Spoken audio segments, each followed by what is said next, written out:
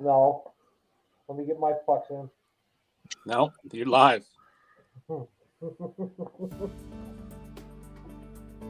The Prison City Podcast will be starting shortly. Please take a moment to acknowledge the following sponsors of the Prison City Podcast, the best podcast on planet Earth. Prison Pizza. Come on down for the best pizza you've ever had in your entire guys see that? fucking life. Every pizza has been made perfectly. You can't see that video at all? No. What a cock-sucking fucking cockblock. Hey, guys, welcome to the fucking show here tonight. Jesus, mother of fucking Joseph fucking Jeremiah's fucking cock, motherfucking suck dick. Fuck. Jesus. What the fuck? Okay, I'm going to try to remove this video. Yeah, I hope so.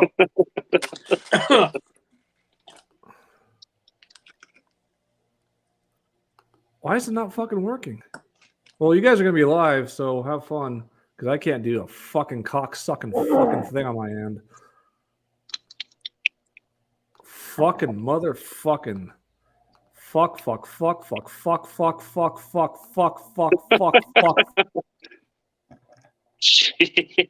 Well, hi there. Welcome to the Prison City Podcast. Hey, everybody. It says we're live, so I'm assuming he's not stopping or dumping this video. So welcome. Glad to be Today back. we'll be talking about Roe versus Wade again. You guys haven't said anything inappropriate, have you? All right. Well, we're just fucking going, because I never used a slur there at all. It's just a bunch of cussing. All right. Yeah, Let's just right in. let's just fucking play the fucking stupid ass intro. All right.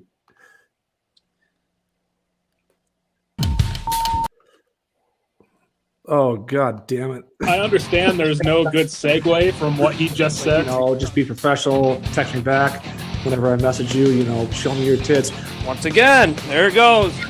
This disease or that disease or aliens coming down and taking over. No shit. I got hot We are milk in not my on area track. one today. Sexual experience. No, you don't know Pat well enough. I can see how someone might be like, fuck this guy. Why is he saying that to me? Oh no, she's out. Jeez, what the fuck? But we are certainly not back on track. No, you guys were acting like you couldn't hear a word I was saying. Told me I shouldn't park in a handicapped spot, and that was his response. Oh, then I think maybe I can't with you, man. You can't tell me that you're all pissed at someone when you hit him with that stuff. And this all happened in 10 minutes? No wonder she got offended. Did you just yes and that shit? Yes and? They're so fucking worthless. Welcome to the Prison City Podcast. When the bars go up, you're officially locked in. Welcome to the Prison City Podcast, everybody. I'm sorry that cock-sucking piece of shit won't work. For some reason, out of nowhere, for no reason whatsoever, actually, this piece of shit StreamYard, it's a piece of fucking shit. Somehow it can't take two videos at once.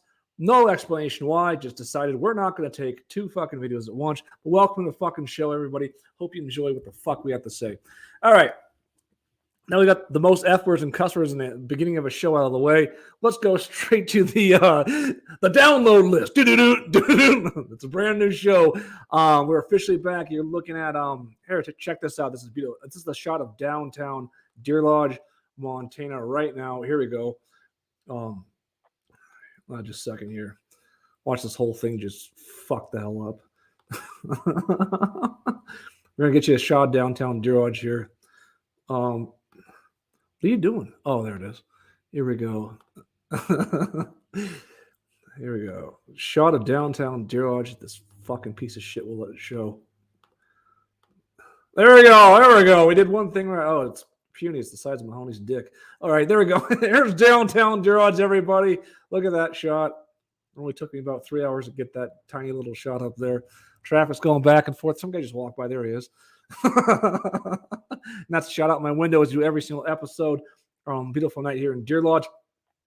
With that said, folks, Deer Lodge, home of Montana State Prison. Tonight is the official Boycott Pat Color episode. we've all been waiting for. We talk about that, the latest updates on the biggest horror film in history, Redgate, and the current state of the entertainment industry as a whole. Netflix and Disney are losing billions. It's going to be really interesting to see what happens with them. And with all that said, let us begin. Mahomes, we lost our viewer in Canada since last time we checked in. Very unfortunate for that to happen. That's tough. I think with a hot start like we had today, I think we'll probably rope them back in for sure. I can't imagine that we would lose anyone from that. So yeah, great to be back. That was Deer Lodge. That was busy Main Street for a random Wednesday. There was a lot of cars and traffic. It's a weird thing, and me and Kelly talk about this, and for people saying that the population is going down, the population is just disappearing. Try to go right by Cutler's Brothers Theater, right in front of me, and taking a left turn on Main Street. It's fucking ridiculous. It's ridiculous. You can never just take a left. You always have to wait. Right, Kelly? Maybe him. Yeah. I was just telling someone today, I said it's crazy thinking about Deer Lodge growing up, and it just seemed like a little town in the middle of nowhere. Well, a lot of people still think it's that way, but with airplanes and technology, cell phones and everything, it's nothing's really in the middle of nowhere anymore. You can get to, we're going to Seattle on Friday.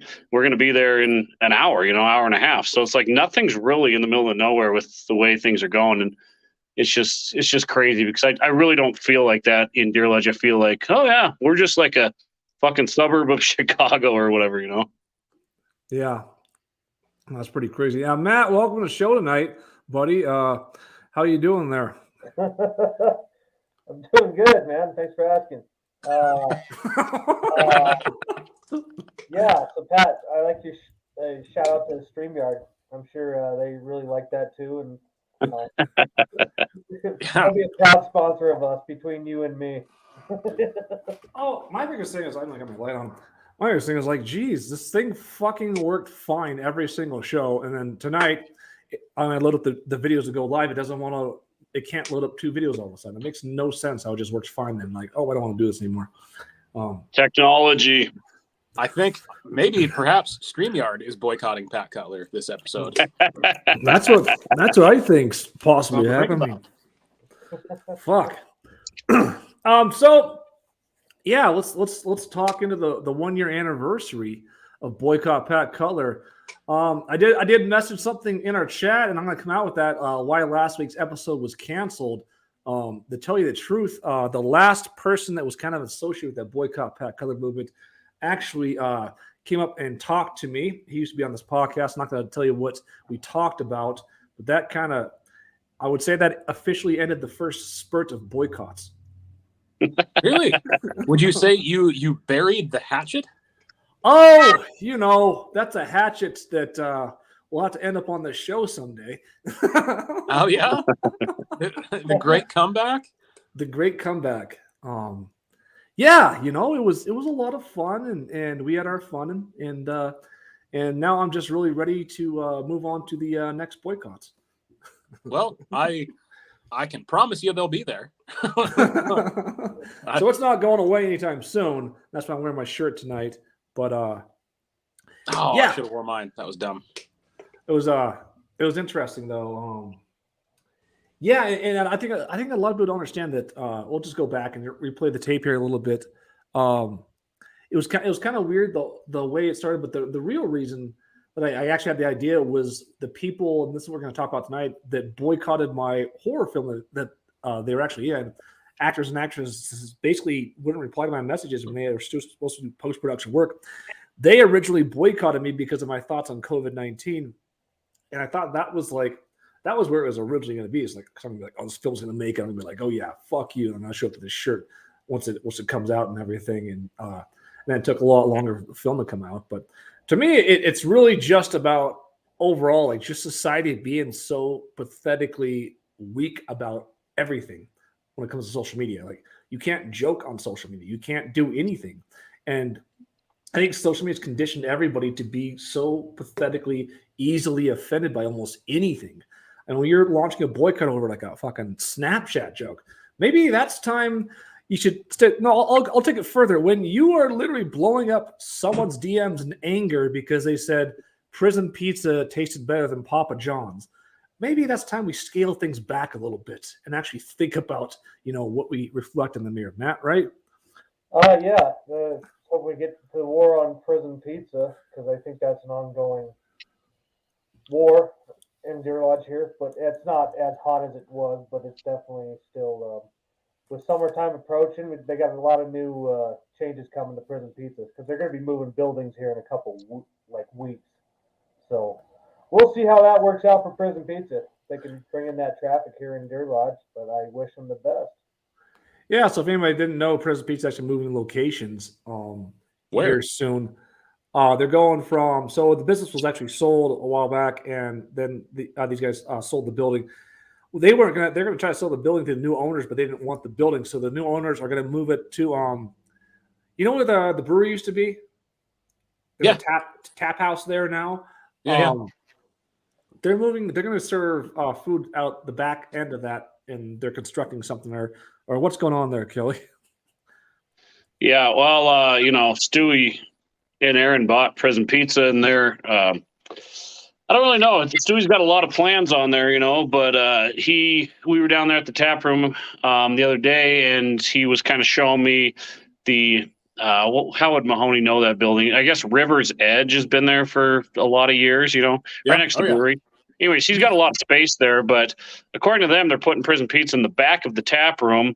They got like a big hood vent and a lot of things that they're trying to get going. But then they got like 2 other buildings, and he's trying to open a couple other businesses, like restaurant food type things. I won't give anything away because I don't know if it's set in stone or if I'm, if I should. But yeah, and what's kind of cool is the people that we sold the building to, the old Prison Pizza, which is right next to the prison.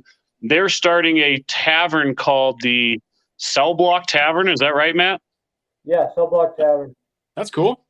Yeah, so they already have a momentary sign up that says Cell Block Tavern, and it's really cool also because like that was the idea that I gave them. I said you guys should stick with the prison theme because this town we all know living here, we've never been on the same page, and it's like, why not just make it prison themed? Like, I know that's a weird theme, but that's what this town's known for. There's a fucking prison that's, giant castle right over here that nobody can miss. So I'm glad that they're going that route because now we got Cell Block Tavern, Prison Pizza, and the Warden Inn, and I think one day we can call our theater something like the Big House. I mean, why not just stick with that theme? And you build it like that and people will come, just like Wall Drug or Deadwood City or Leavenworth, Washington. Oh, Yeah, 100%. Yeah. Totally agree. I mean, we should lean into it, like if we're going to try and be a tourist town and put up all the signs, like that's what I've thought for a while. I think there's plenty of reasons from what I understand why the brewery didn't work out, but like that should have been a prison themed brewery, like Death Row IPA. They should have leaned into that heavy. Well, and so many people are on just such a different page, throughout our childhood and until like since Prison Pizza opened, essentially, we will take full credit for starting the fucking prison theme in town, but yeah, just all these restaurants, all these different businesses would open, and everyone was like trying to do something different. Like Deer Lodge was a very confused business district, and I just think like put just something stupid about a prison on your business, and people will stay in this town. So like, wow, we went to this town, it's all this prison shit and blah blah blah, and then eventually you can sell your bacon and eggs or whatever for $20 a pop because there's so many fucking tourists in town. Like no one's coming to Deer Lodge outside of a field trip to go to Grant Coors Ranch. They're coming to go to the old prison. Like that's yeah. For a video audience that doesn't know out there what Grant Coors Ranch is, it's a historic ranch where one of the founders of the actual town, actually the main founder, Johnny Grant actually was the main founder. I'm not even sure what Coors really did besides set up a library for his dead son. But that's my history of Deer Lodge. Giving that Thank you. That was the Cliff Notes history. Yeah, but it's pretty interesting to say all that because like we're starting to look at this horror film. When we're talking about release this horror film pretty soon, we're getting plans out. Redgate. We've been marketing it for quite a while, and I finally got a lot of clarity these past couple of days, especially today. I got an epiphany almost about this whole thing. And we're getting really close to releasing that. And like once that goes big, because it's going all over and it's going to get bigger and bigger. Like you could do a Redgate themed thing because UFOs and stuff are taking off so bad. They're like, we're planning on doing like Redgate horror type themes and stuff in town, and working at buying a building that we might do some Redgate type themes with and stuff. And yeah, themes work. Like themes work in like the restaurant business. Like it's just like a really smart thing. People love fucking themes. Oh, yeah, absolutely. Well, Yeah. Well, sorry, I was just gonna say, outside of Redgate, can't you play on like all the other films that have been made here in Deer Lodge? Because there's been some major motion pictures that have been here and around this area. You know, like you can sell like autographed shit and stuff or whatever. You know. Yeah, absolutely. And yeah, Pat's right. Themes work, and I've said that for years and years because it's like you can open just, you know, Kelly's Breakfast Diner or whatever. It's not special in any way, shape, or form, but Prison Pizza or the Redgate gift shop or whatever, those are special fucking things. It's like, what is this all about? You know, that's why I like the prison theme. I mean, it's easy because it's like right next to a fucking prison. And people, you know, most people love that shit. They'll take pictures of the pizzas in there and stuff. It's just something you get used to in town. But then someone comes up, they're like, I'll get a fresh meat with white sauce, and you don't even pay attention to like what they're saying. But it's like, if you really listen, it's like, man, these people really are buying into our product here. You know, well, Kelly, a fresh meat already has white sauce on it, so apparently extra white sauce. No, But yeah, it's just so much easier to do that. And then, you know, there has been a couple of haters throughout history. Like I've heard, no one's really come to our face, but I've heard rumors like people, that is so offensive that they use those prison terms down there. I don't know. People are still ashamed of the prison in this town. And I'm like, you guys, that's like a giant pink elephant in the room that you guys are just trying to ignore. There's no use avoiding it. Like that, if that wasn't there, Deer Lodge probably wouldn't really be a town anymore. Like lean into it. Yeah, exactly. I went to Cleveland, Ohio. And we stopped at the house that was used in the Christmas Story. So just the outside of the house was actually used in the movie. Like most all the scenes inside were filmed on a soundstage. You know how they do it in Hollywood.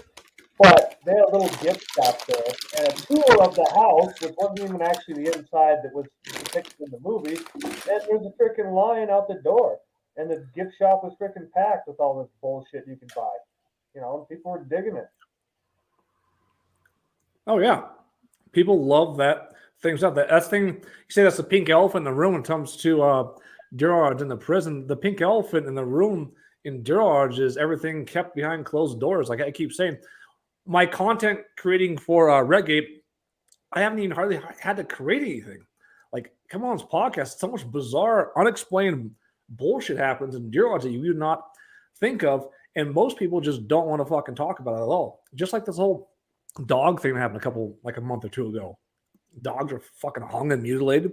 Like, no foul play. No, this isn't this isn't a theme of events. As he recalculates another event in the dog thing. But yeah, everything, like, would you say, Kelly, in this town is like almost hidden? Yeah, absolutely. People, not just in this town, I think everywhere, people just like to bury their head in the sand. It's just easier, you know.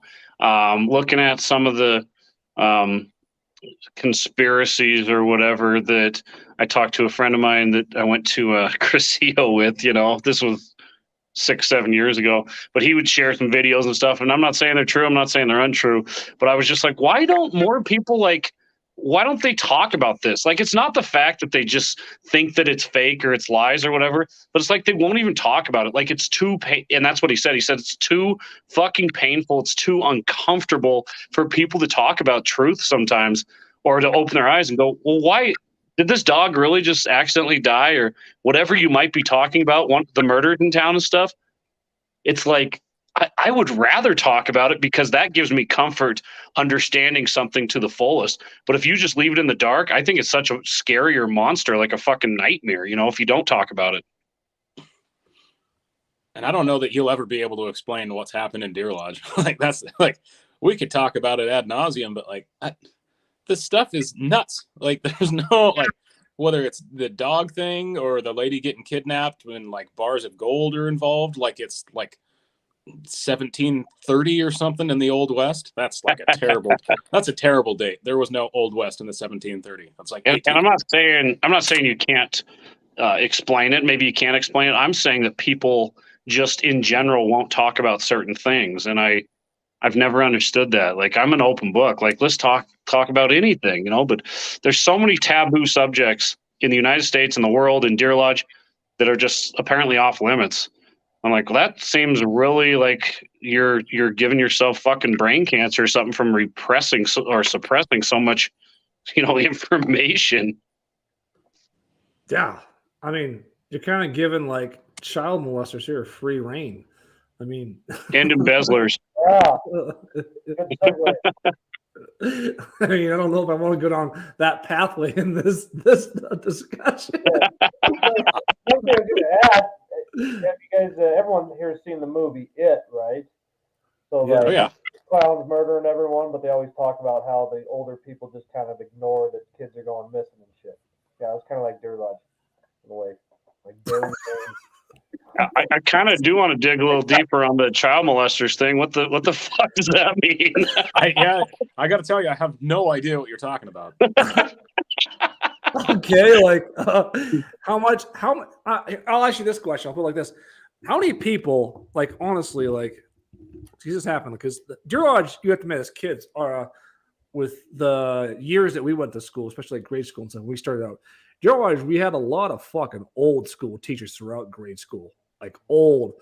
If you can't learn my lecture, then fuck you. Even in high school, they had that. We had a biology teacher. I'm not gonna say the person's name, but it was all lecture, and basically, if you couldn't pay attention to his lecture, he'd like call you out and make fun of you, which still kind of fucking pisses me off. Although he was a good guy, he was just like, okay, I can't fucking pay attention to a 1 hour lecture on whatever. And that, I think it was actually 90 minutes. It's like, how the fuck do you pay attention to that? That's like my rant on education. That's way better now than when we went to school, because they actually understand, like, yeah, people learn different ways. Not everybody can sit there. Can you sit there and listen to a 90-minute boring lecture in your fucking boring ass house? Oh, I didn't think so. Shut the fuck up. Is that the same teacher where you can get him talking about politics and he just talk about that the rest of the class? No, this is the one that died of cancer. Anyways, moving on. What about child molesters, though? Yes. Where do they come into this whole thing? I was leading into that with saying that there. How many people do you think covered up there? We had this. Oh, you kids! When I was a kid in New York, back in the day in New York, this guy, he was. I know exactly who you're talking about. He lived directly across the street from me. We had a guy, a Reverend, a head of one of the churches here. And I kind of wonder myself, like, how long do you think like people kind of knew something was going on, but just said, "Oh, I can't say anything because then that'll just fuck everything up." I don't know, man. I got to know the dude like decently well because he was my next door neighbor, and he was like, it was obviously, looking back on it, it's like, oh, of course, but he had a brother who came out of the closet in the early 2000s, which was like back then definitely like not as common. And he refused to talk to him. Anytime he'd stop by the house, he would just rip on his gay brother. Like, he was very openly gay bashing, which now it looks like it makes sense because he was doing that stuff and he was trying to like put it down. Yeah. It's weird, like when you're the person doing it, you try to make it look like you're the most anti-person against it. Yeah, you know who else hated fucking gay people? John Wayne Gacy. Yeah. And I'm not joking. Like, you watch the documentary, he fucking gay bashed. He hated gay people. Well, lo and behold, he was screwing little boys under his bed and putting them in the cellar, man. I gotta watch those Gacy tapes on Netflix. Oh, dude, they're so fucking. I shouldn't even say it that way, but they're so fucking good. Did you remember that? It's super interesting. Have you watched it, Mahoney? I've seen the first 2 of the episodes. It's so interesting, and not to cut you off, but living in Chicago, like, I know all of the suburbs and everywhere that he's talking about, and just the shots of the L train and everything, and that just makes it even more interesting to me. Just like, holy shit, man! Just picking up these boys at grocery stores and gas stations, and they worked for him. Yeah, interesting as fuck. After the podcast gets over, I definitely want to go to bed watching that tonight. That's actually no joke. That's what I've fallen to sleep to the last few nights. Is the Gacy. Jeez. You just start watching it, Mahoney? Yeah, I always like to have something on TV, and when I fall asleep, and John Wayne Gacy. my wife's always reading a book, so I watch like the like To Catch a Killer, or like they have like the serial killer tapes or whatever. There's a bunch of like that sort of stuff on Netflix. Well, so I'll turn that on. And I don't want to ruin it. I don't think it would ruin it. It's just one part, but it's so fucking weird how this kind of goes to the point of what we're talking about, how nobody wants to talk about things even if they know something. Well, this kid, was staying at his house. This series of events happened where they were having a party, and then his friends are like, "You stay with John, and then he'll drive up to this other party." You saw that part? Yeah. So he's like, he comes in, I'm trying to sleep, and he comes in, he's got his pants around his ankles, and he has a gun, and I could see bullets in the gun. He puts it to my head, and he's just like, "Now you're going to suck my dick," or just this vile shit. And then later on, like 10 minutes later, "Oh man, yeah, I was just testing you. I wanted to see how mentally strong you were." And I'm like, man, the second that guy turned his back, I would be diving out the window. Yeah. I was gonna say, I don't remember. We watched the Gacy tapes at my grandma's house once, and with the guy off Pee Wee's Playhouse. Yeah, no, that was one. There was a different one that was really well made, and I swear it was called the Gacy tapes, but it had really that guy's a really good actor, but it was a film, not the documentary that you guys are talking about. And it was a film setup where it took the Gacy tapes and reenacted a lot of those situations within the film. Oh yeah. Yeah, I should pull that up here. John Wayne Gacy has now been now the topic. But I will say the other thing about my neighbor that got what he was doing is he was not doing it in town. He was like doing it to out of town, like in Anaconda, and the grossest part, like Warm Springs, young kids at Warm Springs, like that. So he like bashed the whole like idea of it, and then was doing it out of town to like cover his tracks. That's crazy. Fucked up kids at Warm Springs. Yeah, like that's fucked up. That's fucked up. It's really fucked up because like people that don't know what Warm Springs is, like that's not like a little suburb. Like if you are in Warm Springs, things are not going well for you. Well, and back to the beginning point, I still a little confused on why we're talking about this, or how we got here. But Pat said something about covering up for people or knowing something. I don't know, man. We've all known some people who've done some fucked up shit, but I didn't really know anything that was going on before it all came out. I'm trying to think of a specific example, and most of the time I didn't even have an idea, with karate teachers in town. And we had a friend and shit that was looking at porn he shouldn't have been looking at. And like, that one blew my mind. I was just like, I had no fucking clue. We say weird shit, and I just assume that like it stops right at the verbal shit. You don't actually go out and fuck a horse in the ass or whatever we talk about, Let me share. I think my point is, I think we were kids though, most of it. We weren't like adults on these adult conversations. So that's where I think like I'm not surprised to hear that. Here's a shot of the Dear Mr. Gacy is what it was called. There it is right there. Oh, wow. Yeah. Remember that movie? That was really good, actually. But how did we, like, what were we talking about to transition to this, I guess, was the point. All things were covered up. I said all conspiracies and shit. Yeah. Matt said it, and I said, yeah, I said the biggest similarity with it is how things have been kind of covered up. I got you. Well, it deals with a clown, too. It and John Wayne Gacy was a fucking clown. Yeah. Right. Kitty birthday. Well, I'm not saying that. I'm saying the closer. How do you put it? I'm sure that somebody knew something about everybody that got in trouble for committing crimes. Like the Mahoney's neighbor's wife or something. It's like there had to have been some fucking signs that you just can't turn your head to.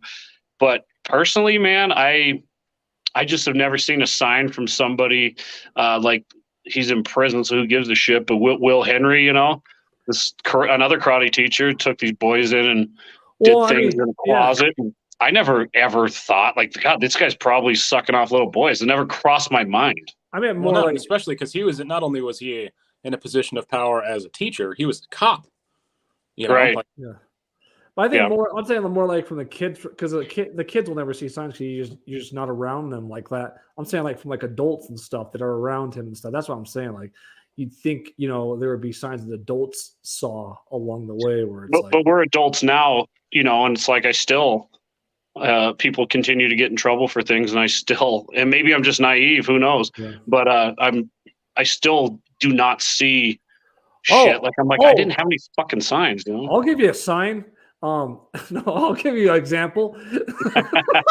I'll give you are you about to like come out with some crazy stuff that we should have known about? The cops come in and arrest him. I'll give you a sign. He's got a head. Laundering money for years. Let's now go to a shot of downtown Deer Lodge, folks. Yeah, look at downtown Deer Lodge. I show some shit going on there. No, sorry. I meant to say I'll give you a story on. As someone who didn't see a sign at all, I was working with a teacher. I was working at a district office situation up in Alaska, and hey, there's Jesse Kostoff.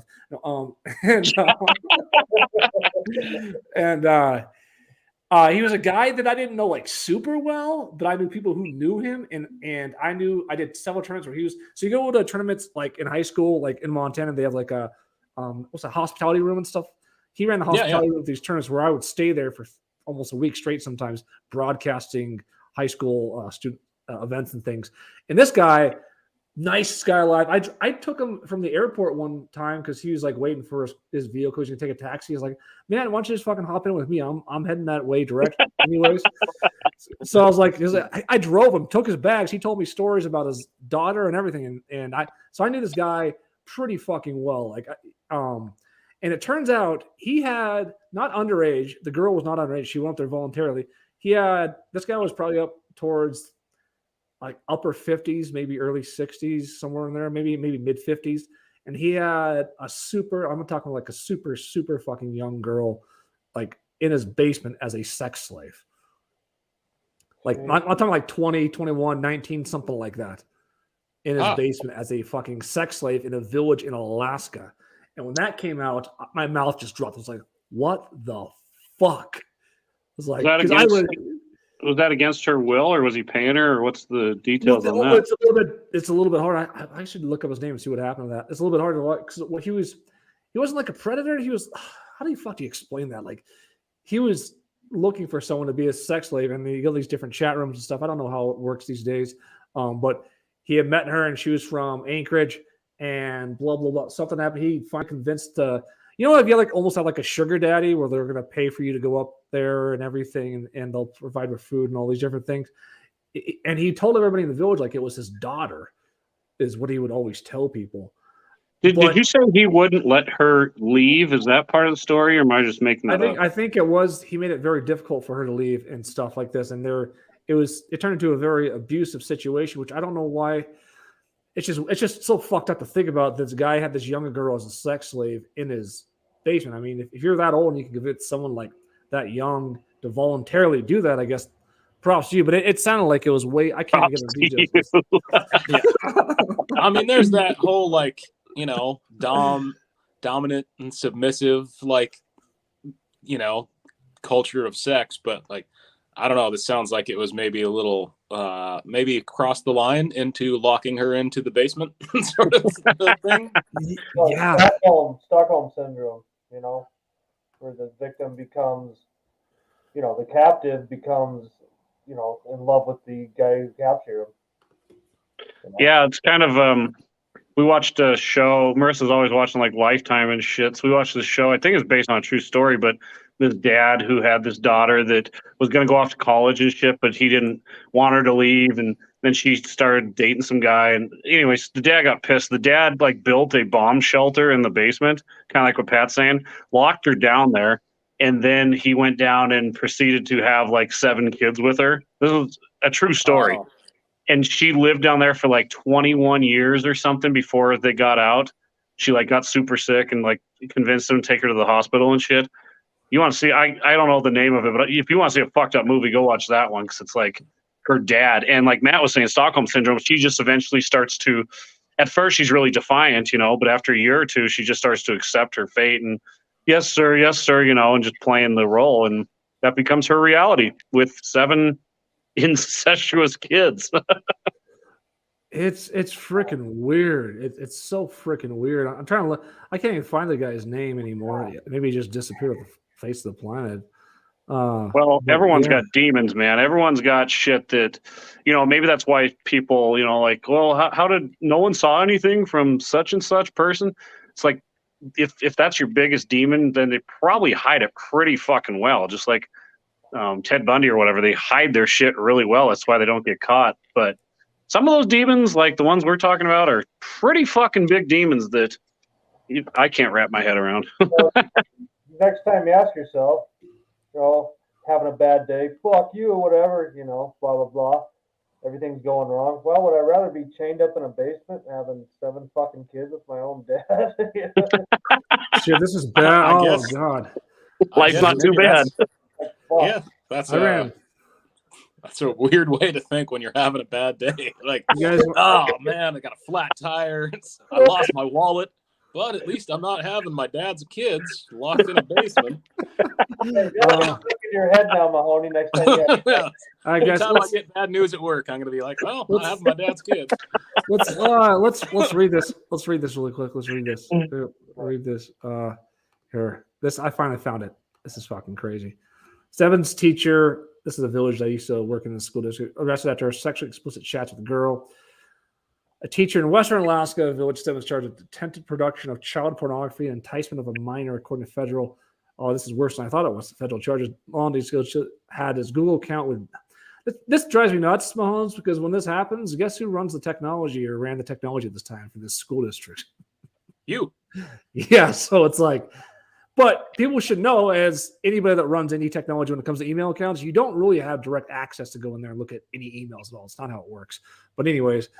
That does frustrate you when you run the technology. This Google chat about sex and BDSM with a 16-year-old girl. Oh, okay, that's way worse. That's way worse than I thought it was. Asked for explicit photos. According to charge, it does not live in Alaska. I'll ask her to fly up to be a sex slave. Okay, blah blah blah blah. I'm gonna go down to like what the actual good deal. Investigators say the crimes occurred around June 20th, but the last chat between Gillis and girl happened July 12th. FBI agent interviewed Gillis on Monday, and the charges against him were filed Tuesday. He told the FBI he had met the girl through her mother, whom he knew from a BDSM fetish website. Imagine you're finding out this from a guy that you fucking knew for several years, taught with and everything else. And you're just reading this shit. Like, what the fuck? Like, seriously. Yeah, I mean, it's not like people are pretty good at hiding secrets, man. It's not like that guy was going to tell you in the car, like, so anyway, I'm super into BDSM. Yeah. Like, hey, speaking of technology, can I tell you a little bit about this BDSM site I'm on? We're from Deer Lodge, man. Nothing surprises me anymore. Literally nothing surprises me. If you've ever watched the show Billions, that guy's in the BDSM, and it comes out during his campaign, but it's not with minors like this. So this is all fucked up. You ask for girls, she want to engage in sex with other people. It is against federal law to try to persuade anyone under 18 to create sexually explicit images. Well, fuck, I hope it is. Yes, I would. That is a good law. Let's keep that in place. Yeah.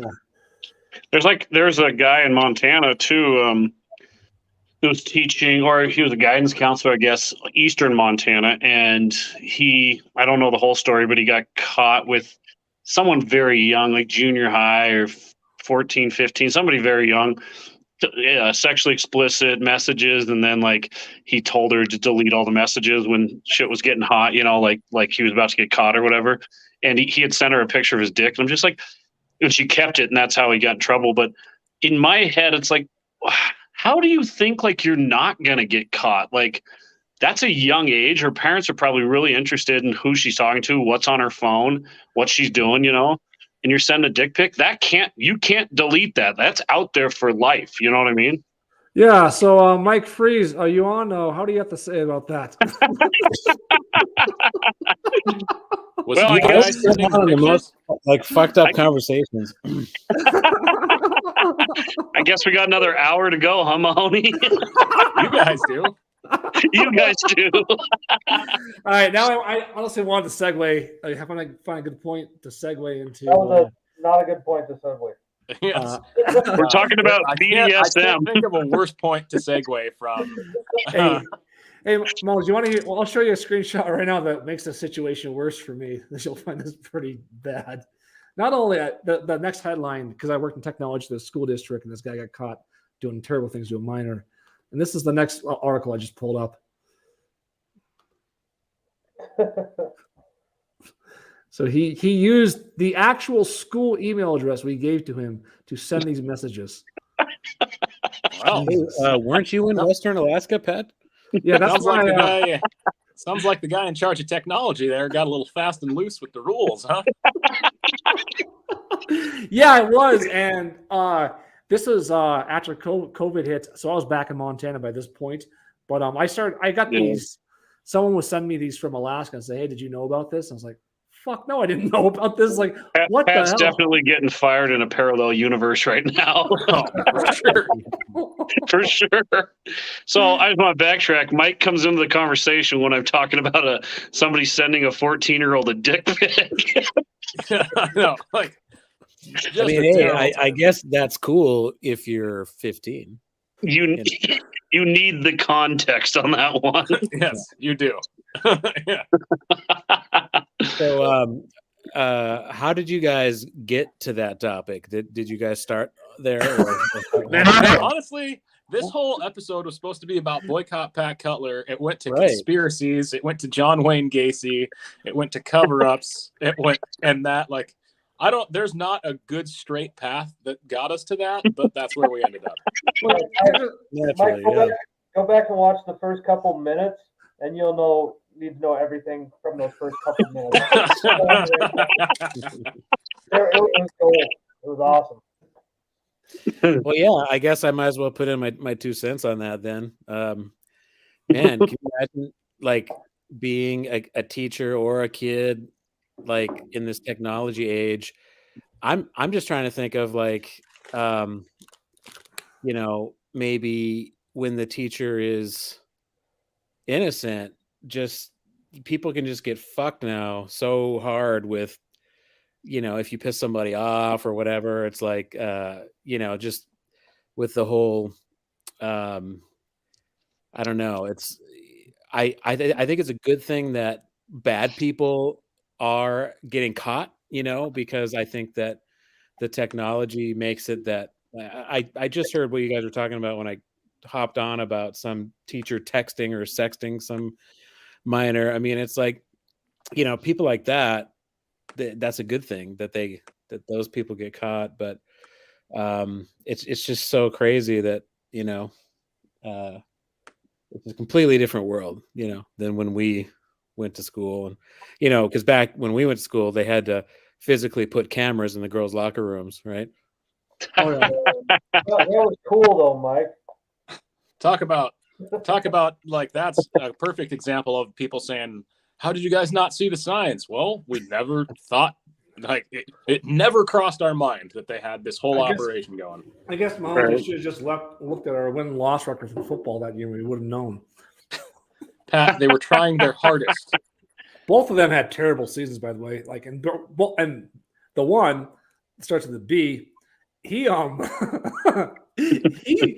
before that season, he actually was pretty damn good for his size and everything.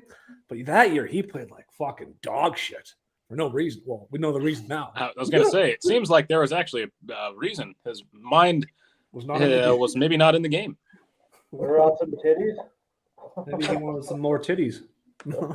That's certainly a possibility. So what is the segue? What brings Mr. Freeze into the episode here? So I wanted to talk about I want to go over like the actual part of the episode I talked about. I want to talk about Netflix and Disney losing billions. I wanted to get Mike on to talk about that because he works down there in LA, and I wanted to segue here, and this is just interesting as fuck.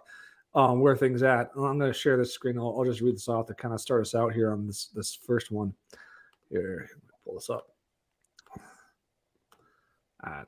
Can everybody see that? Yeah. So Netflix, you've heard, is losing long-term subscribers as stocks continue to tank.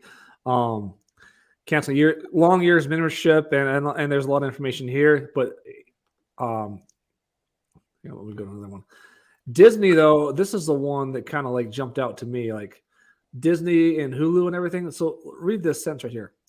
Superficially, statistics seem pretty good. You have 230 to 260 million people by the end of 2024. But for the time being, Disney is losing money on streaming, which never used to be a problem. Disney reported the operating loss of $887 million related to its streaming services in the quarter, up from a loss of $290 million a year ago. For the first 6 months of Disney's fiscal year, it has lost $1.5 billion with a B.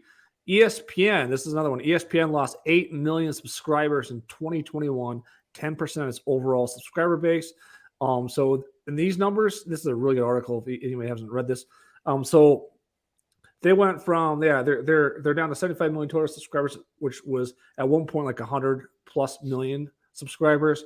And they went from like 12 billion to like 9 billion, and they're losing money like left and right. And basically, they're projecting ESPN to even go under eventually as a sports network. And I'm just looking at this thinking like, there's a lot here to think about when it comes to like these streaming services, these online entertainment services that are just like going under. And like what do you think the thing is like? Is it people coming on here and these? Has Netflix hit their ceiling? We're shelling out tons of money for talent and directors and all these things, and basically putting out complete shit movies that have a high budget, in my opinion, over and over and over again. Have they finally reached their peak, or what do you think's going on? Mike? I mean, I'll let LA start. Get woke, go broke. Disney stock. He must know. Yeah, so I don't know. I think that Disney is like.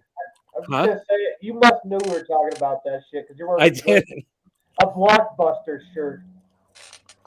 Guy from the 90s. Yeah, I know, right? Trying to bring it back. Trying to bring back primetime video. Fuck discount video.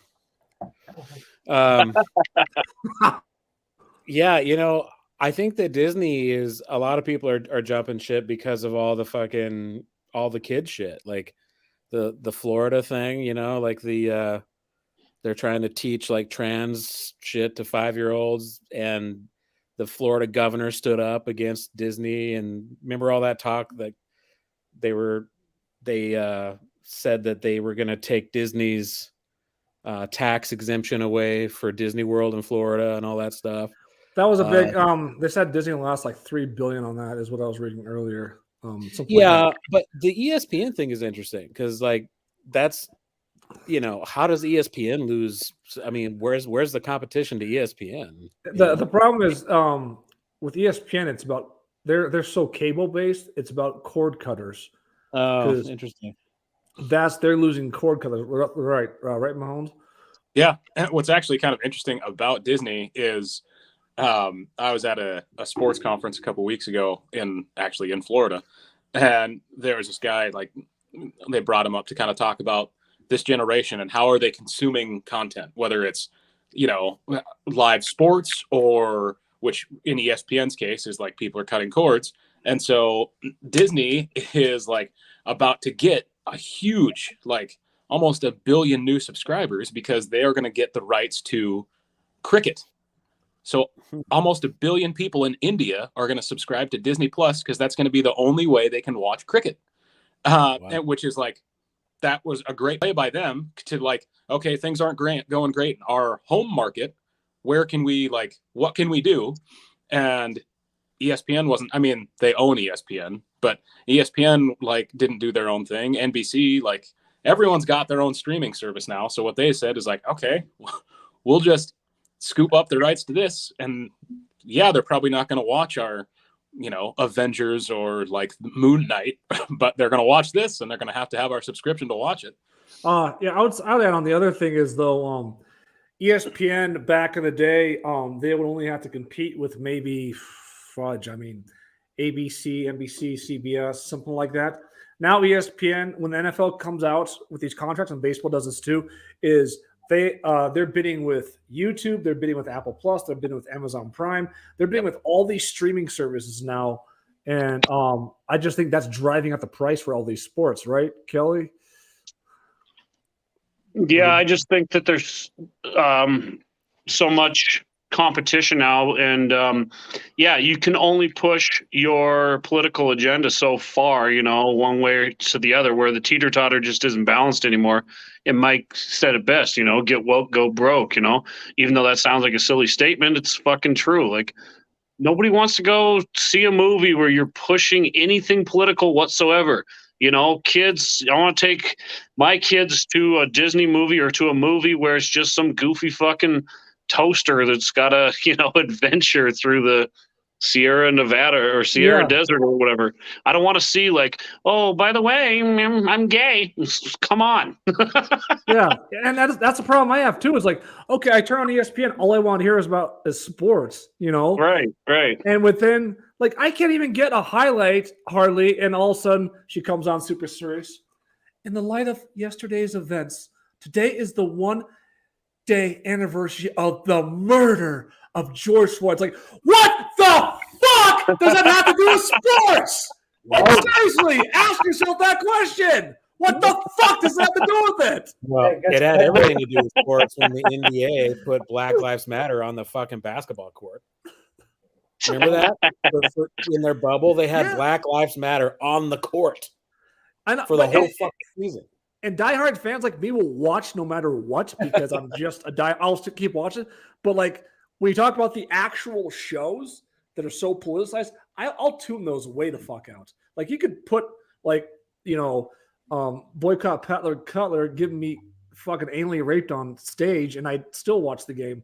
But like, what do you think? I mean, it's not that I have a opinion on these things, or I'm like dead high. Like, what do you think, Mom? I was like, I just don't. Why is this being jammed down our fucking throats? I mean, I don't want, you guys know my opinion on politics. Like, I don't give a shit. Like, if you want to talk about it, cool, I'll leave. Like, I don't care. It makes no difference in my life, like what you think about a certain, like, cool. Yeah. Politics, I got no time for it. It's a waste of time. It's the most corrupt thing going. What I will say, one thing I want to talk about, is the other thing that's happening with like sports, like ESPN, is the networks are coming out with their own shit now. So like they were like, wow, why are they making all this money when we can just do it? So now all of a sudden you have the MLB network, the NFL network, like NBA, they all have their own stuff. They're all doing their own things. They're all making like, okay, so I don't have to be in bed with these people. Let's just go to Amazon Prime. Everyone's already got that. I can expand my viewer base if people are cutting the cord on cable. And then at the college level, you have like the Big Ten network, the Pac-12 net, like everyone's trying to do their own thing because instead of like signing these long-term deals with ABC and ESPN, they're like, why don't we just butter our own bread, Well, go ahead, Kelly or Matt. What's cutting into that too is like right now on my computer, if I can't get like the Mariners game or a game that's blacked out here per se tonight or whatever, I can just go on my computer, pull up an illegal stream, and boom, it's right freaking there. You know what I'm saying? Not that you would, and it's illegal, and so you would never do that. But yeah, you could. Yeah, 100%. This is encouraging legal streams. Like, how much are the fans going to actually go? The problem I see, Mike, is this: is like if Amazon is deal with the NFL, it's $1 billion a year for Amazon to have every single Thursday night game exclusively. But how many fans are going to get to that point where like, I'm not going to fucking get 50 different subscriptions? And then the other part is, well, how much losses can like a giant like Amazon take? Fuck. I mean, is there a number of losses that Amazon could honestly take on a sports streaming package? Probably not. They'll just write. They make so much fucking money, they'll just write it off. They don't care. Yeah, and that's like the NFL's like, we'll pay $1 billion because look at how many people have an Amazon subscription. Like what? Okay, yeah, we'll just get more people. All the people and I mean the whole like there's a bunch of people that were like, I'm never going to watch the NFL again. And if you look, their like viewership did fall, and then it's right back up this past year. So like that whole like everyone like getting, again, politics is such a waste of time, like taking their stance on Facebook, like I'm never watching again. Fucking yeah, you are, because guess what? The Super Bowl was like insanely viewed. Hey, remember, yes, you are watching again. All the numbers tell me that you are. The best story we had about that is we had this Uncle Jim Cutler. No one knows. There's two people watching the show at this point. Jim Cutler. Someone boycotts us because of this. Our Uncle Jim Cutler boycotted. Said he's like boycotted the NFL games. The Eagles were playing at the Seahawks, and they were going to meet down there with a bunch of people, and he was going to meet down there with them to watch Eagles at Seahawks. Like he wrote some message, sorry boys, I can't do this with the boycotts going on. I'm just not going to come down. And he made like a big thing about it. And then fucking 2 months later, the Eagles are in the Super Bowl. It's like, yeah! Yeah, exactly. It's like everyone, it's so fake. It's like what's good for me in the moment, right? Like that's all politics is. Like what feels right for me in the moment that I'm going to lean into that doesn't impact your life. I'm glad that Disney and ESPN and all these other big companies are getting kicked in the nuts. I don't feel bad whatsoever. The reason that they got so big is because people enjoyed what they did. They enjoyed their sports, and they enjoyed Disney putting out nice, wholesome cartoons for kids to come and enjoy, you know? But when you get to the point that you're changing, you're altering what your company is founded on, your followers are going to leave. It's like, okay, I'm the producer of Lucky Charms, right? I make Lucky Charms. All of a sudden now I'm going to put cottage cheese in Lucky Charms. It's just like that. It's like people aren't just going to eat Lucky Charms with cottage cheese in it, you know, just because it's Lucky Charms. It's like they liked it because of what you offered throughout the years. Does that make any sense? You know, with a business platform, it's like, yeah, you guys are fucking false advertising at this point. I mean, it would not be magically delicious to have cottage cheese Lucky Charms. I'm on the Prison City podcast. Yeah, oh, you did it. You did it. What are you doing? Hey, you just broke the camera playing there. Breaking the magic. Or I would say, how like I'll do this to Mike. Like, okay, when Netflix came out with Sandra Bullock's Bird Games or whatever, bird shit or whatever that was. Bird Box, yeah. Like that was a big fucking deal because we got this pretty high quality done film. The plot, honestly, I thought it was a pretty solid film. I watched it. I thought it was cool, and they came out was great. But now we have such an oversaturation of everybody's doing it, and even the high quality ones I watched. Like I watched the show Ambulance today, which I think fucking sucked. Like it's such an oversaturation that it's just you oversaturated the market. People aren't going to just watch 500,000 blockbusters a year. Well, how many fucking Batmans and Supermans can they make too, and Spider-Mans? It's like, they must be making a shit ton of money on them because they keep making these fucking things. But I'm like, who's the morons? No offense. Why do you keep going to this? Don't you want to see anything new? Like we started watching old 90s movies that we grew up on, Cliffhanger, Demolition Man. These fucking movies are like so good with such a solid plot. I haven't seen an original movie like that. Awesome.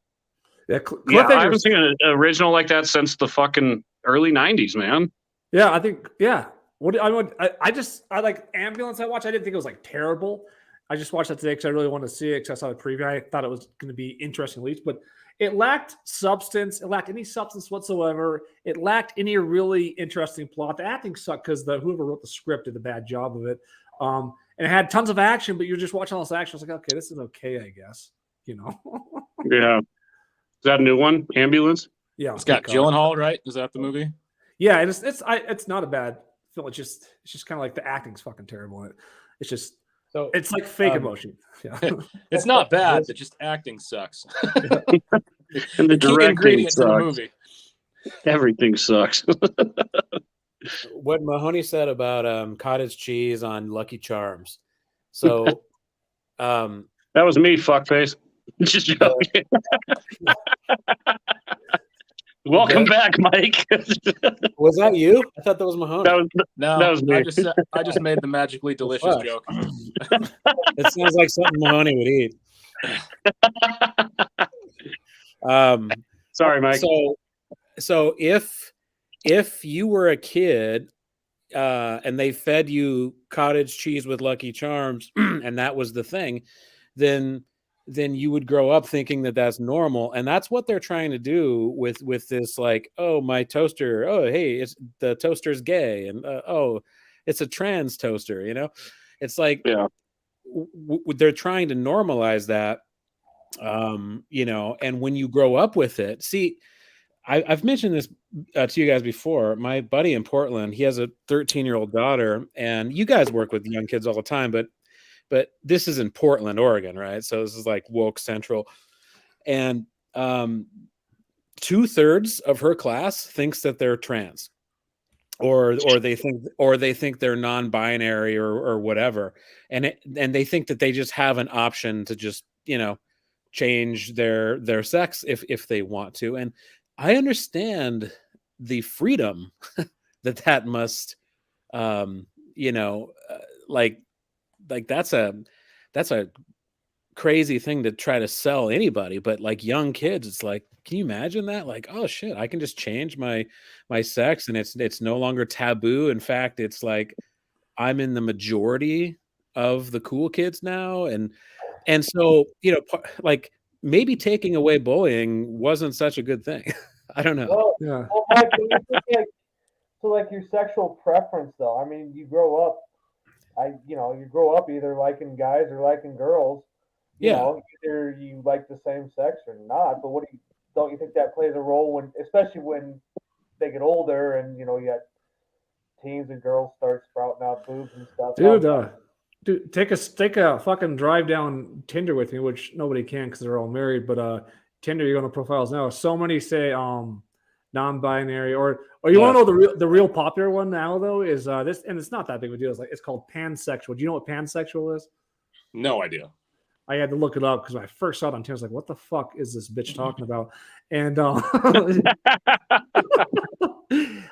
it's you have to be romantically in love with someone to have sex with them. You have to have an emotional connection before having sex.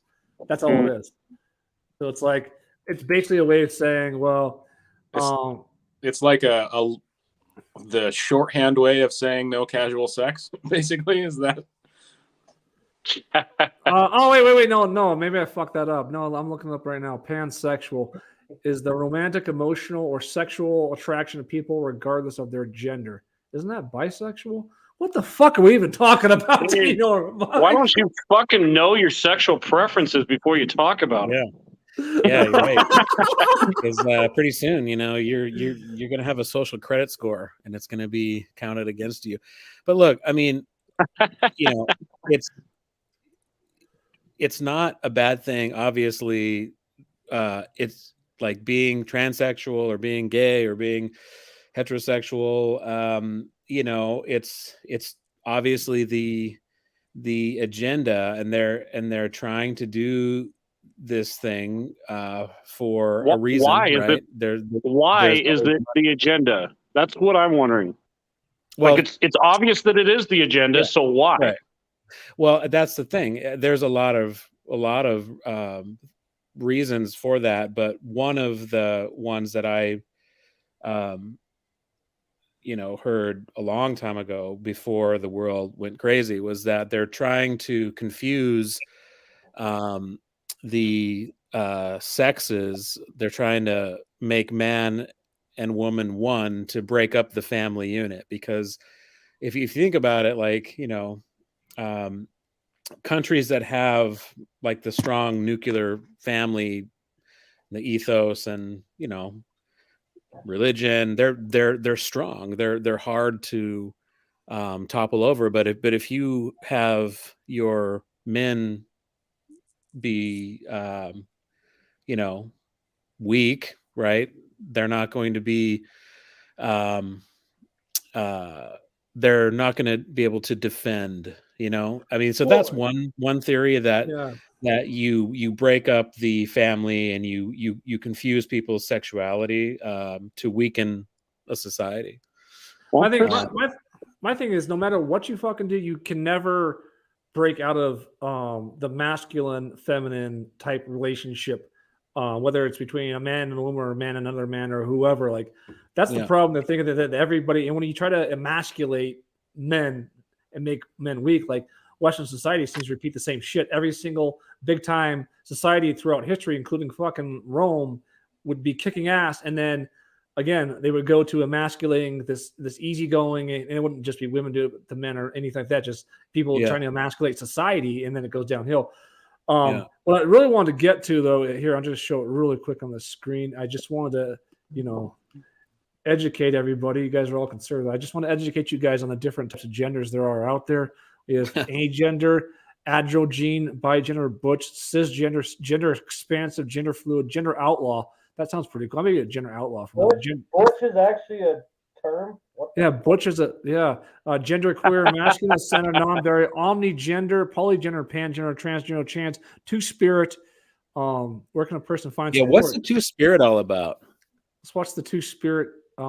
Two-spirit is an umbrella term that encompasses different sexualities and genders in indigenous Native American communities. There are many different definitions of two-spirit. They use this term to describe their experience, feelings of masculine and feminine. This is a cultural term that is reserved for those who identify as indigenous Native American. Okay, that's kind of interesting. Omnigender, one who identifies as omnigender, experiences and possesses all genders. So it's like the fucking that dude off of fucking Marvel gets all the rings. That's what you get when you're omnigender. I control all. Well, I want to go on the record saying that I truly do believe that some people are actually gay and some people actually think that they are the other gender. Like I truly believe that some people believe that, like their mindset's set up or whatever. But the fucked up thing is that's some people. That's not everyone. That's not even the majority. It's the vast minority. Therefore, to teach that like anybody should do that and can do that, like Mike was saying, that's fucked up to me because kids are already like, just let them be fucking kids. When they hit puberty or whatever, they'll figure out like, well, I'm really into dudes and I'm really into girls, let them figure that shit out. But again, I'll go on record. Like, I really do think that there's legitimate gay people that are just attracted to the same sex. You know what I mean? But again, it's not everyone, and confusing kids and making that the cool thing to do or the hip thing. Fuck that shit. It just annoys the shit out of me. It's like, let it happen organically if it's going to happen at all. So I kind of want to. Kelly. Oh, sorry. Go ahead. Can you sing about legitimate gay people as Topol might have in Fiddler on the Roof? If I were a gay man. Okay, I'm done. Hey, I'm actually two spirits, so watch what you say around me. Oh shit. I want to actually get back on track here. That kind of took a sidetrack. I want to talk, especially. God damn you, Disney! If I were a gay man, I would fiddle with your PD. Lick on a couple nuts. Look on a couple nuts. All day long. I wanted to go. It looks like fucking Topol, doesn't he, Kelly? Well, I just played him in Fiddler on the Roof last week. I know. That's why I want you to bust some lines. Dude, you got to pay for this shit. I wanted to actually talk about film distribution with Mike and independent film distribution because where Redgate was at right now, we're gonna distribute it ourselves, and I have a bunch of strategies that I don't have time to talk about on the show. But I just want to say I was talking to a lady who I wasn't close to a deal with, but she was really interested in seeing the film and all these different things. Our first conversation, she said some things that there weren't red flags, but they were kind of like, okay. She said stuff like, she was really big on, oh, did you premiere it here? Did you premiere it there? What film? Are you going to more film festivals? Wait to stop publicity until we get a deal in place. She said a few other things, and I just was like so turned off by it because I wanted to be like, do you understand that you're talking about are you talking about distributing the film like right now, or are you talking about like fucking 1999? Because no one gives, no offense, but word to your mom, no one's going to fucking film festivals anymore. Distributors don't really go to film festivals anymore. That buzz is what sells films anymore. And it's really hard to navigate what independent filmmaking distribution looks like anymore. But I think if you're going to have another paranormal or what Reggae's going to be, it's going to have to be some completely alternate route, because otherwise, my thought was we sign another 6-month deal with this lady. She holds on to it. Maybe we get a deal with Lionsgate or something like that, or even like say like HBO Max, and they just fucking backlock it on the backlot of their fucking studio, and then we lost all control and rights over our film for basically nothing. But anyways, Mike, what do you think about all that? Well, I think that film festivals, they still do matter, but it depends on what you want to get out of it. I mean, as far as like distributors and shit like that, if you're right, it's not the 90s anymore, and sadly, just even if you get into Sundance or whatever, it doesn't, it's not the home run that it used to be, right? Because it's way harder to sell a film now, but the one thing that sets the difference aside is if you have name actors in your film, right? And that's really becoming apparent now in independent film, and I'm not even talking about A-list celebrities, just one or two actors where people recognize from, I saw him on this TV show or that TV show, just something that a distributor can sell, because they can sell certain actors in different foreign markets, and so that's the one thing I would say about that, is that it's, but going to film festivals, you meet people and you have that experience of traveling and all that. But yeah, as far as distribution goes, what did you say? She was offering you what? She didn't offer us officially a contract, but she's already advanced about talking about like, don't promote it and all these things. And we haven't signed a deal or anything yet with her. But she said she had signed like deals with Lionsgate and stuff like that. But I guess to add on, like film festivals aren't meaningless. They're still like a good way. And you talk about what I found about with Redgate so far is like you go out there and you network with these people, and that's where it's all. Networking is so fucking huge. The horror things are a little different. They're more like a convention, but the convention can even network better. But I think for a lot of independent filmmakers, I guess I'll put it like this. I look at like fucking TikTok and look at YouTube, and I think, and I look at movies that I watch, what do people really want anymore to watch? Most people want real, authentic, real shit. Like real. They want to watch a horror film. If you presented me with a horror film that was fucking real and it just didn't have a bunch of big name actors like every fucking boring ass film has out there, I would watch that in a fucking heartbeat. But if you're talking like from your perspective, a distributor looking at different markets and say, well, I know if I had these actors, I could sell it in India or whatever. That's a different perspective. But I think horror is the one exception. I think all genre films have their own, built-in audience, but horror is this weird anomaly that kind of breaks a lot of the rules. I mean, look at all the great successful horror films in the last 20 years. A lot of them are just crazy anomalies. There wasn't a lot of celebrities in a lot of those, but those are, like one out of, every 10,000 films does that. And it's not always clear why. And a lot of times the film has to be good, but that's just one of maybe 100 different ingredients. Well, and I don't even know the film has to be good. I'm sorry, I don't, not to hurt anybody's feeling. The Blair Witch Project fucking sucked. I watched it today. I watched it tomorrow. It fucking sucked. My thing is like met those guys at a festival, and they're just smart. That like it's just marketing, and I think you guys try to do similar shit, and you are doing similar stuff with Redgate. And the important thing is that you're trying, and that you're trying to be out of the box, and you're trying to do fun things, because those are the kind of things that people catch on to. And I think you guys got some good traction with Esteban and all that shit. We got more like connections that we can really count right now that are starting to build up, like you said, and it's really fun. It's been a ton of fun, but like you said, like that's what you have to do now, though. So you're not just a filmmaker anymore. You're a film entrepreneur.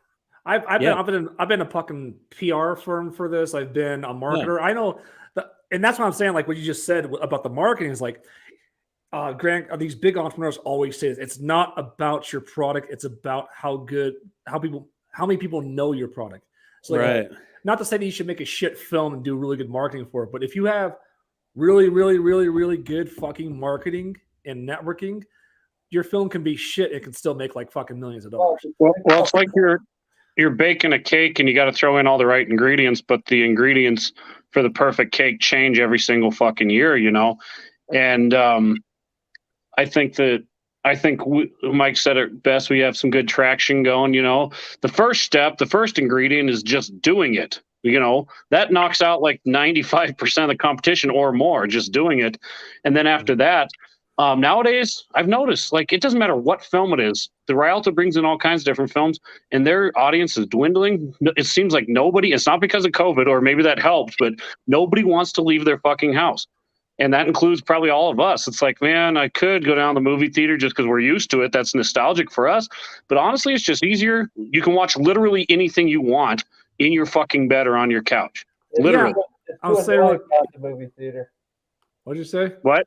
Too many distractions at the movie theater. But I just want to throw in this point that Mike made earlier about you don't see a lot of celebrities in horror films, which a lot of horror films launched the careers of like Kevin Bacon and McConaughey.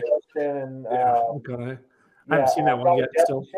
But I think without the celebrities, though, I think that's why people are drawn to these movies like Blair Witch and Paranormal Activity, Texas Chainsaw Massacre, whatever. Because if you don't know the person or you don't know the celebrity or who's on screen, I guess it's easier to, I don't know, to make it more realistic for you. Because if you have a star on there, you're almost expecting something out of them. I know that. Yeah, and I would say, I'm not going to say that I'm a sellout here, Mike, but I would say Redgate, I was making a film.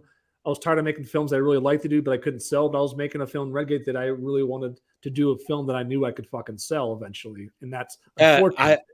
I would never say that ever again. Like, don't ever use that word sellout, because like, well, for real though, like that's what you have to do now. And like any artist, any painter that says that they don't want people to look at their art is full of shit.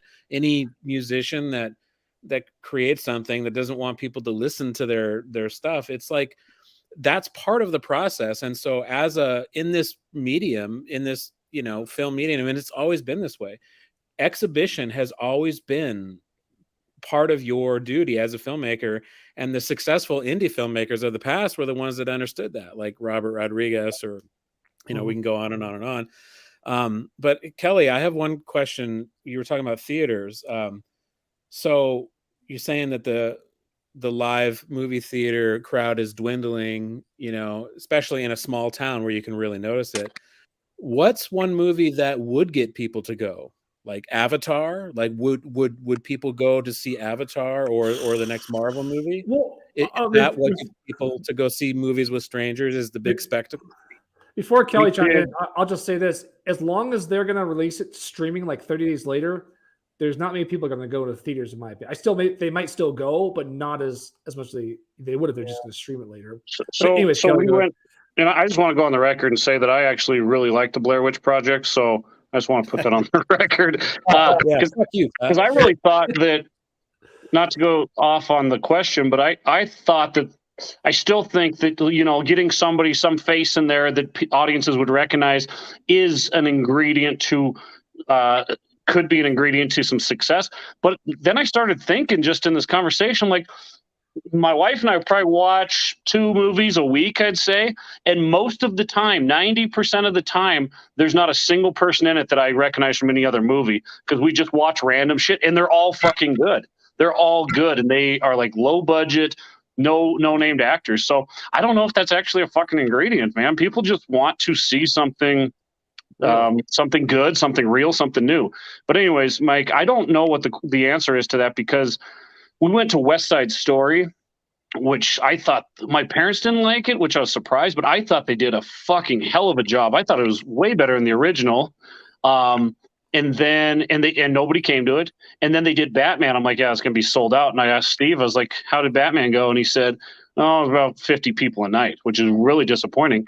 I mean, even our Jesus Christ Superstar was fucking amazing and literally got like 25 people to it total.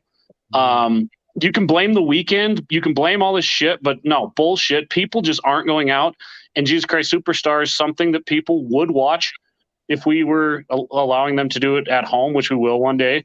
Millions of people will fucking see it from the comfort of their own homes because they just don't want to go out and face other people, and it's kind of sad, but deal with fucking, all the distractions and shit at movies. That's the worst fucking thing. And that's where I'll kind of disagree with you a little bit. And this is probably because I just love going to the movies. I went every weekend in Deer Lodge until Pat burned it down. I think the biggest issue now with me is I get too easily distracted if I'm watching at home. Like if I'm at home and there's like a lull in the movie because it's like whatever, Ryan Reynolds in the next movie where he breaks the fourth wall and talk like, whatever shit Netflix is pumping out, I can just be like, I'll just look at my phone real quick. Where if I'm at the theater, like I'm not looking at my phone. I'm there to watch the movie. How's the crowds where you are there in Nebraska? How are the crowds? It depends on the movie. But like if it's a brand new, I'm taking my daughter to some kids movie, it's pretty full. We catch it on like the second or third week, maybe, I'm telling you right now, I was in Pittsburgh and I didn't want to diss like movie theater experience. I took my kids to two movies. I saw the new Matrix movie, and we saw Spider-Man. And we had to get with the film playing 10 times a day or probably 20 times a day. Who knows? Fucking almost everyone, and this might be the only weekend or a second week. Almost every single show was fucking sold out except for like a handful of them we could barely get seats for. So we had to do it in advance. On the record, I think what I was talking about mostly was the Rialto and Deer Lodge because you just know everyone and sure. Junior high kids and all that bullshit. There's no one. But yeah, going out of town, fuck, I freaking love the movies. Like, my only thing is that. Oh, sorry. Go ahead. I was just saying, it's like the agenda talk. Pushing the agenda. COVID-19 didn't help. Of course, everyone on this panel likes movies. We grew up with movies. I love going to the movie theater. It's not just Deer Lodge though. Butte. We went to the new Jackass. There was 15 people there opening night. Helena. Matt and I went to a movie. Fucking no one's there. Netflix and Hulu and Peacock and the thousands of other streaming services wouldn't be so fucking popular if so many people would rather go to the movie theater. That's the future, and it's here, and it's going to get worse. Well, I think part of the reason that they're churning out so much not quality content is because they know they can, because someone's just, my wife's a great example. She will put on something and then scroll through her phone. She not paying any attention to what's on the screen. You know what I mean? Yeah. Like I'll say this, and I'll let I'll see Mike's go back to Mike here in a second. And the reason I did like watching like Ambulance, which on Peacock, was every fucking movie today has to be fucking over 2 hours, no matter what. Every blockbuster is like, fuck, can't you just make one that's like 90 minutes again? But with that said, I can pause it. I can go take a shit. I can go, make dinner and then come back and watch another 20 minutes. It's hard for me personally to sit down unless it's something I really, really, really, really want to watch. It's hard for me to sit down for fucking 3 hours on my ass and not fucking move one bit. Right, Mike? Well, maybe that's the answer. They need to make movie theaters where you can take a shit right in the chair, like it's a toilet. You can do everything, even pause it, Here's what I think. As conspiratorial as this can be, and I'm actually going to go the other way on this, even though I don't think we landed on the fucking moon. But I think that this is just how the medium is changing, and I think that it's really interesting.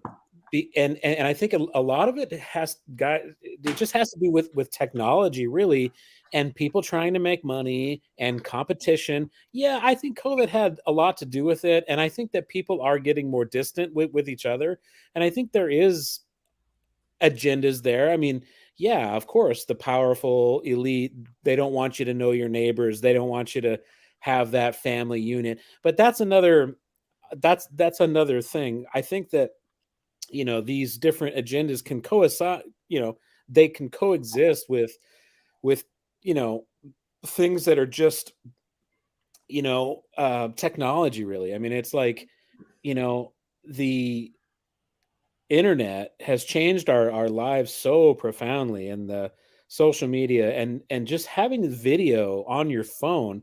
You know, you were talking about just wanting to scroll. You know, think about this. TikTok, right? Or Instagram Reels. I know all of you guys have done this. How many fucking times have you just been sitting there just fucking mindlessly scrolling through, let's just say, Instagram Reels, because it's like every 15 seconds, and it clicks to the next one, and it clicks to the next one, it clicks to the next one. It fucking knows almost. It has to. The algorithm knows. You know, oh shit, you know, I'll watch that funny dog video, or oh yeah, you know, mine is always like funny dog, then like baseball, and then something else like that's it's just always keeping your attention. So the quality doesn't really matter anymore, and that's a little alarming, because it's like, oh shit, like that's not the point. And so to what you guys were talking about, where it's Peacock, where it's Amazon Prime, they're just pumping it out, and the quality has naturally gotten less and less and less, because they realize that they're not really competing for quality anymore. They're competing for your time. The founder of Netflix said that one time when he was interviewed. He goes, you know, he's like, our biggest competition is time. It's your time, because there's only 24 hours in the day, and we have so much content that you possibly couldn't watch it all. So like, their competition is your free 8 hours of your day. So everybody's trying to suck as much of that free time, because the longer you're there, the more money they're making somehow, whether it's TikTok, whether it's Peacock, everybody is competing for your time. It doesn't matter. I got one comment after you're done, sure. Pat. Oh, okay. I'll just comment real quick. And I was going to say, the upside that I see to like TikTok and all these things and Instagram is like, people, in my opinion, have a desperate need to see something real authentic or real different. And they have always had that need for them. And now when you see nothing but blockbusters from these major companies that will never deliver anything fucking real, there is a market for people out there, not only for like horror films that are real, but other stuff that's like, oh, this is real. This is interesting. What the fuck is going on here? This is way more interesting watching this guy hit this guy in his face that's pissed off in a fight than watching another $100 million blockbuster with the same fucking actors and directors I've seen 1,000 times before. Yeah. that's yeah. Yeah, Marvel. Anyways, Kelly, go ahead. Yeah, I just think maybe this should have been saved for my final statement, but I feel like there's just ebbs and flows in society and in the world throughout history, and you see it like you know, in the stock market. I work in the stock market. It's gone down 22%, you know, or more in the last 8 weeks, and I feel like society.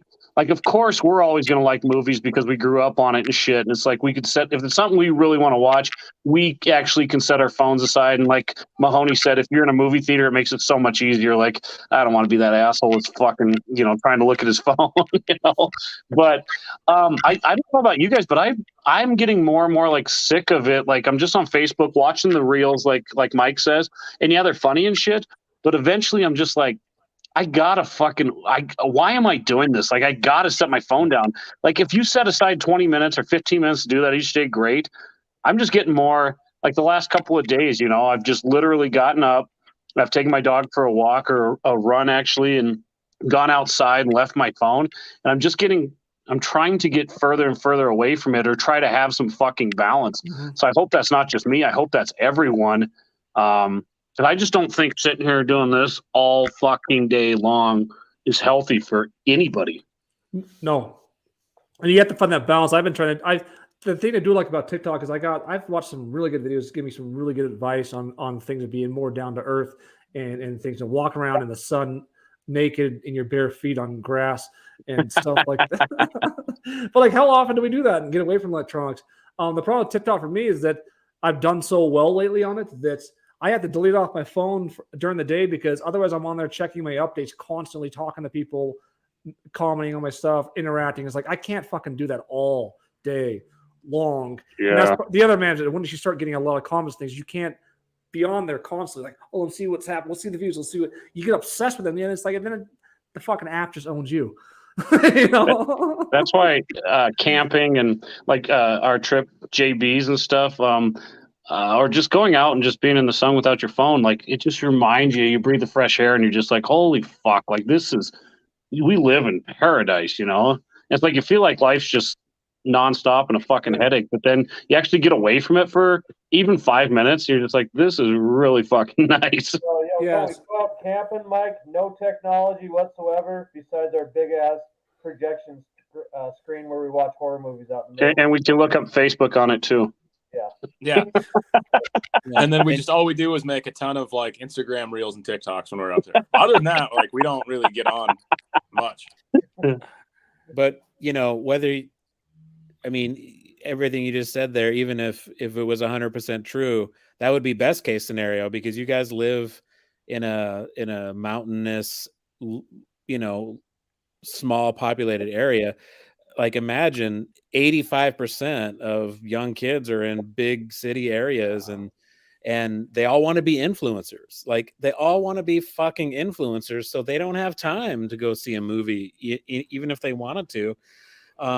But I think the good news is that cinema is an art form. Just back to the movies real quick.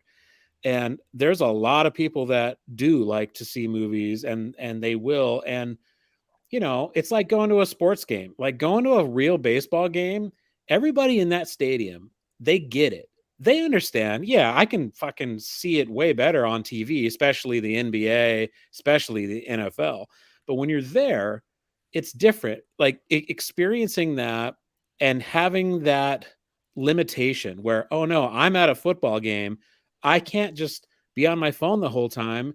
And when you're in a movie, it's like that's the one time in our society where everybody shuts the fuck up and everybody just focuses on one thing. And that's a special kind of energy. And I think that's not lost on people. And I really hope Avatar, when it comes out this Christmas, hopefully, we've been waiting fucking 11 years now, 12 years. But I hope you've been waiting. The paradigm a little bit. You know what I'm saying? I hope Avatar is the biggest fucking smash ever. I mean, James Cameron's broken his own record 3 times. Like Terminator 2 was the highest grossing film ever. Titanic broke that record, and then Avatar broke that record. And I just hope that that this next one is just going to be so fucking mind-blowing that people go to the theaters just in droves and droves and droves like they have with every James Cameron movie. And I hope that gets people in that mindset again, like, oh yeah, this actually is kind of fun, and I think that it's the responsibility of a lot of people, especially in Hollywood, like Christopher Nolan, he's a really good advocate towards not having films stream at the same time. And it's like, we need a lot of these celebrities to step up and these powerful influencers to start saving cinema, because otherwise you're right. It's just going to fucking go away. If you don't support what you like, it goes away. Mike, I've never seen Avatar Part 1. I hate to admit that, but really, I really need to go watch it. Holy shit, I watched man. it in theaters when it came out. I've wanted to see it since it came out, and I just haven't. Hey, speaking of Avatar 1, I was really sick that day, so I was home from work. Actually, no, we had a day off because of snow. It snowed so bad in Pittsburgh, they said they'd pay us to stay home. And I watched an illegal copy on my TV screen. Just like Mike wants. No. You're talking James Cameron, Titanic Part 1. So are they going to do a Part 2 here? I don't know that movie's got good sequel, but we'll see. Hey, Mahoney, speaking of which, are you ready to start rounding the icebergs? You know what, though? I mean, it feels like we're rounding icebergs and not horses at this point. Yeah. What do you say, Mike? If they did it, the Titanic wouldn't be a sequel. They'd make it an origin story. Right. The prequel. Unfortunately, though, I think we're heading to that point where some kid who's never been fucking laid in his life but happens to slap some ass on YouTube and gets 1 billion views is going to be the next blockbuster we'll be watching. It's like what's that stupid movie, Idiocracy? And they got like the only movie shown in theaters is called what, Ass or something? Yeah. It's just someone's ass for 2 hours and the whole audience is just dying. That's Idiocracy, man. They nailed a lot of stuff. I gotta fucking watch that movie. I've never seen that. Oh, it's fucking hilarious, man. Hey, God, free on that YouTube. movie is right up your alley. Shout out, free on YouTube, Pat. You just gotta watch the bull. Is it? Go watch it, Pat. Seriously, it's where society's literally headed. Hey, I'll watch it right after my Wayne Gacy tape session tonight. There you go. All right, let's round these fucking movie theaters here, or these TikToks, whatever we're doing anymore. Let's just take one last shot here of let me check it out. I got this new shot here, Mike. Check this out. This is a beautiful shot of downtown Deer Lodge in display here. Right, let me get the big shot of a screen of it. There we go. There's downtown Deer Lodge right there. Yeah, that's more traffic. That's my live camera downtown Deer Lodge. I now show. That's a live cam. Yeah, that's a live camera shot of downtown Deer Lodge, right outside the box office window here. It's kind of a cool shot, anyways. You should put a bunch of Don Bromley trail cams all over the town and just fucking have everything being filmed. Make it like the Truman Show. I was gonna say, just turn it into the Truman Show. Why not? I mean, you know, you guys are doing crazy shit anyways. That would be fucking awesome. Yeah. And if that made the news, can you imagine all the fucking people that would freak out? Like these guys were filming us the whole time, and it would be weird but creepy if I put like a trail cam right where that camera is and just had it there all day and it just took pictures of people that walk by. It would have been nice 3 years ago when we got robbed. You guys got robbed? Yeah, someone robbed us for like $300. Maybe it's like 5 years ago. It was a while ago, but still, got robbed. All right, let's round those horses finally here, and we'll start with Max. He looks like he's the most excited. Yeah, that was my pre-show dance. We didn't get to do that though. Anyway, a good episode here. So once again, talk about movies and movie theaters. That's great. Just brings you back to the 90s, and Mike's wearing the Blockbuster shirt, which I love. I don't think we'll ever have a time like that where we go to movies with our buddies again where it's packed and shit. Hopefully we do. Or go to a video store and pick out a movie. There's nothing like that feeling. Nowadays, scrolling through movies kind of sucks. So I'd say kudos to the 90s for being some of the best times, I think, the recent history of our lives.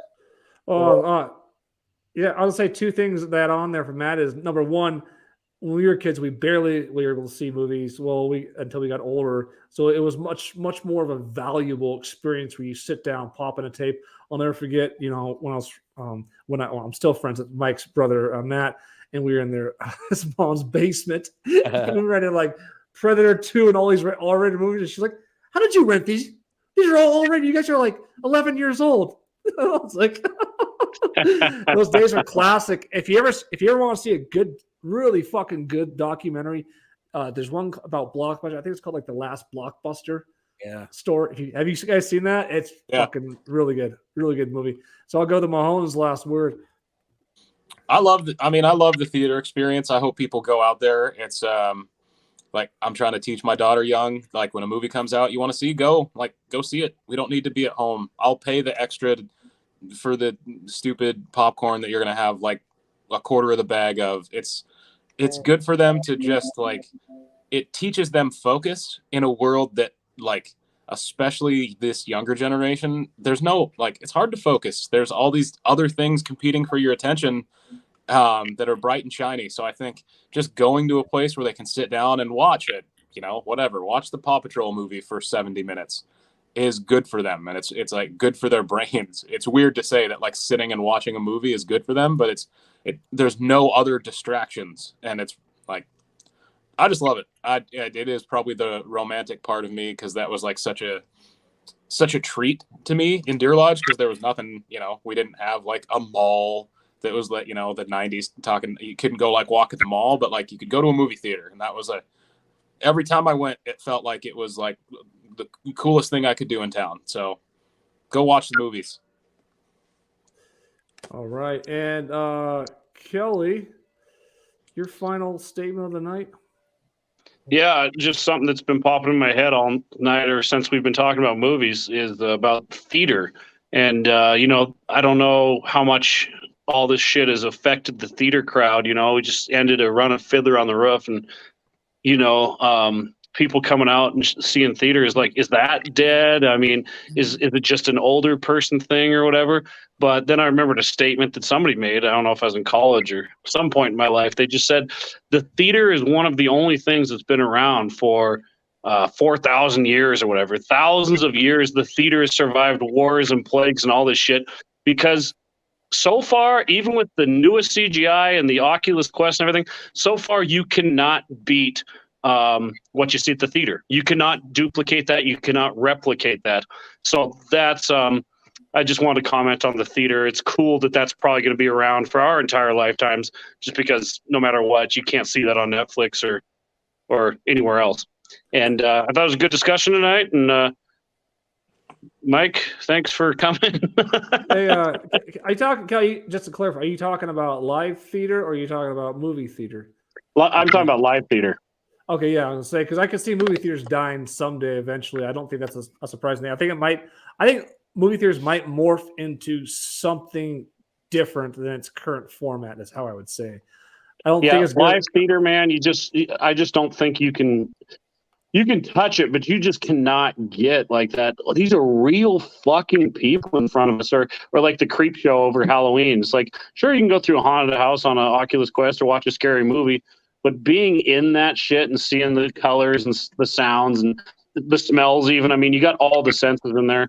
I just think that's why I've fallen in love completely with the live theater. Yeah, and I can't agree more. And we're gonna go to Mike Freeze, your last comment here. Yeah. So, you guys are talking about a lot of interesting stuff. And as far as your senses go, did you know that in one day, the average person, like you yourself, you take in more information in one day than a person 100 years ago did in a lifetime? That's fucking mind-blowing. Like every single day you take in more information about history, about technology, about everything than the average person did in a fucking lifetime. And so, we're just bombarded with so much new stuff. And so, when Mahoney was talking about that magical experience of going to the movie theaters and stuff, yeah, it is that. And, coming from the 90s, like you guys were talking about, I think there's also a loss of innocence too, because when we were growing up in the 90s, if you could sneak into an R movie, it was a big fucking deal. Like Patrick was saying, like watching Predator 2 in my mom's basement, or all the other crazy shit we did in there, it was a big deal always. And now, I mean, a lot of these kids have seen fucking Pornhub and shit like that. And that really, at that young age, it's like, well, it really, there's a loss of innocence there. And it's not just porn, but it's just this constant kaleidoscope of information. And so what Kelly is talking about theater and shit like that, I think that the pendulum is going to swing back the other way, because there really is. I mean, you only have so much energy. There's only so many hours in a day. And, so I think that one thing that could save the theaters or the 90s experience is NFTs. As ironic as that is, because NFT is a technology based thing, but with NFTs, if these theater companies or these movie studios are smart enough, they can make it so you don't buy the movie ticket anymore. You buy the NFT, and with the NFT, you get all these perks, right? And you become part of this club. And I think that would be a really cool way forward in the future to incentivize people to go watch movies together, because filmmakers and studios, they want to see that reaction, I don't know if you guys remember when they used to do premieres and they used to film the crowd's reaction and shit like that. Well, all that's valuable information because like with Netflix, they have their numbers of like viewers and shit like that. But like, I just think that there's a real benefit for everybody to have that, that commerce with each other. And luckily sports hasn't lost that. I mean, Mahoney will tell you in Nebraska, I'm sure people still go to games out there in every state. That's a good thing. And I think that the more people can do that with the arts and theater, right? And the last thing I'll say is this. I just started reading this. Can you guys see that? East of Eden. Right. And this book was actually printed in 1955. And so the pages are all brittle and it has that smell to it, like that old like remember the Deer Lodge Library or when libraries were libraries and you'd see, and I started reading this. I had never read it before. And this actually belonged to Phil Wang. I inherited a lot of his Steinbeck collection.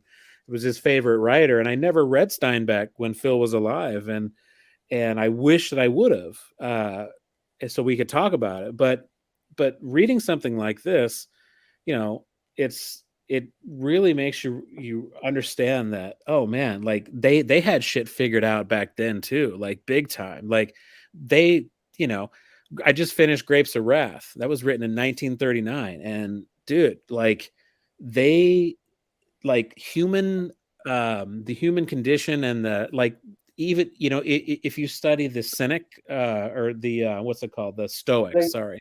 Oh, like I thought it was the human centipede. Yeah. Stoicism. Stoicism. A lot of that shit was written like 1,000 years ago. And you read like Seneca and you're like, holy shit, man, this guy's really like dialed into, like, this could have been written yesterday. Alan Watts, right? You listen to Alan Watts, you're like, how does this motherfucker know all this shit? And this is back in the 50s and the 60s. That's because the human condition doesn't really change, and it's been that way for thousands of years. That's why the Bible is so full of like, don't do this, don't do that, don't do this, because it knows, or whoever wrote the Bible fucking knows human condition. And so that's, I think when we